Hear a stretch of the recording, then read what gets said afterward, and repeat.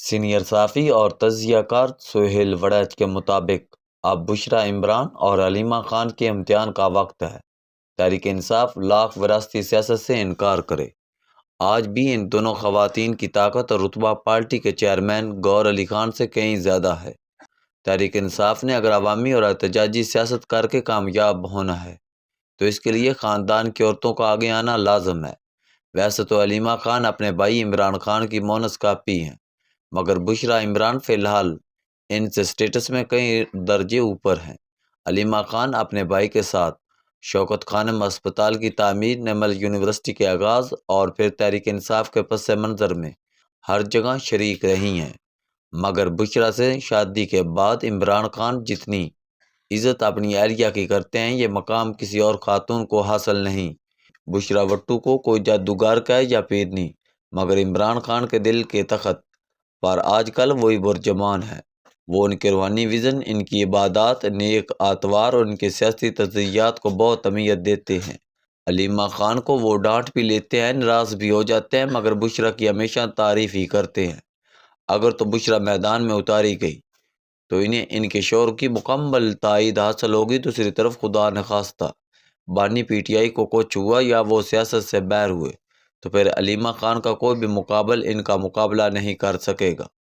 وہ عمران خان کی طرح تندو تیز اور جارحانہ لہجے کی حامل ہیں، جیسے انہوں نے گنڈا پور اور دوسرے پارٹی عہدیداروں کو اڑا دیا، اب وہ جب چاہیں گی توپوں کے منہ کھول کر سب کو اڑا دیں گی۔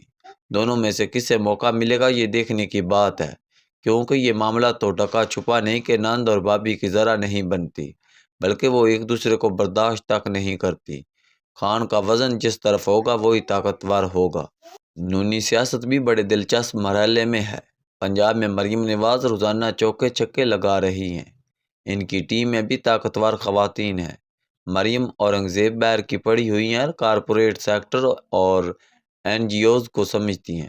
پنجاب کابینہ میں وہ سب سے زیادہ طاقتور سمجھی جاتی ہیں۔ عظمیٰ بخاری کی والد اور پھر وہ خود پیپلز پارٹی میں رہیں۔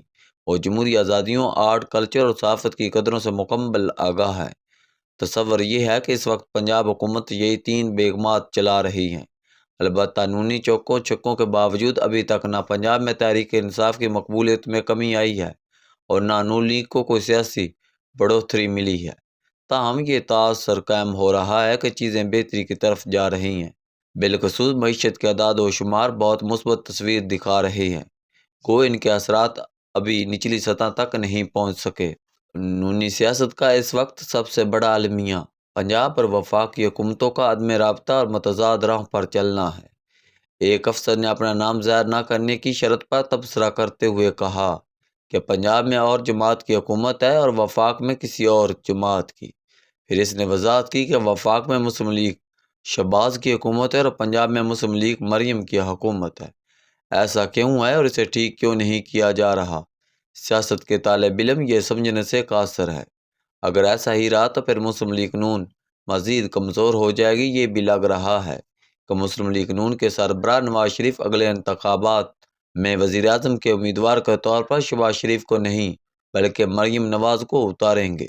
مریم نواز گو اپنے چاچا کے بہت وفادار ہیں، تعظیم بھی کرتی ہیں، لیکن وہ ذہنی طور پر نئے سیاسی کردار کے لیے خود کو تیار کرتی دکھائی دیتی ہیں۔ وزارت اعلیٰ تو پریکٹس ہے، ان کا اصل مطع نظر وزارت عظمیٰ ہی لگتا ہے، لیکن یہ تبھی ممکن ہوگا کہ تحریک انصاف کی مقبولیت کا اپنی کارکردگی اور بیانیے سے توڑ کیا جائے، خاندان متحد ہو اور وہ بیوروکریسی کے شکنجے سے نکل کر عوام میں کھلے۔ ارکان اسمبلی اور پارٹی کارکنوں سے دوری اور اصلاح مشورے سے پرہیز ان کی مقبولیت کے راستے کے پتھر ہیں۔ ادھر امریکہ میں تو اگلے ہفتے طے ہوگا کہ پہلی بار کوئی خاتون صدر بن کر حکومت کر سکے گی یا نہیں۔ کملا ہیرس مردانہ بالادستی کی روایت توڑنے میں کامیاب ہوگی یا نہیں؟ البتہ ادھر تضادستان وسط فکر اور جنسی امتیاز کی جنجیریں پہلے ہی توڑ چکا ہے اور تاریخ میں پہلی بار حکومتی پارٹی اور اپوزیشن دونوں کو ہی پنجابی بیگمات کی سرپرستی مل گئی ہے۔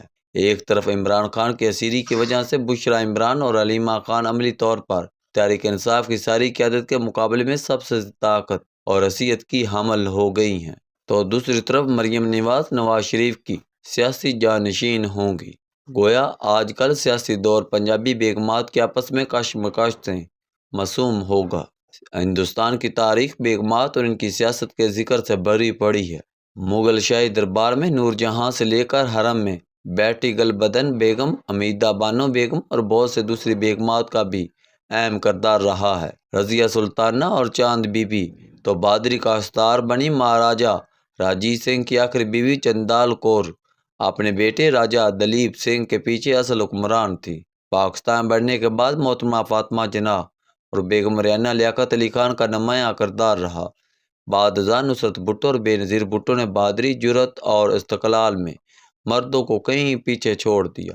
نواز شریف مشکل میں آئے تو ان کی اہلیہ کلثوم نواز نے گھریلو خاتون ہونے کے باوجود دانشمندی اور دلیری کے امتیاز سے مخالفوں کے دانت کھٹے کر دیے اور سارے خاندان کو چھڑوا کر سعودی عرب لے گئی۔ اب دیکھنا یہ ہے کہ عمران خان کی اہلیہ بشرا اور بہن علیمہ خان بھی نصرت بھٹو یا کلثوم نواز جیسا کردار ادا کر سکیں گی یا نہیں۔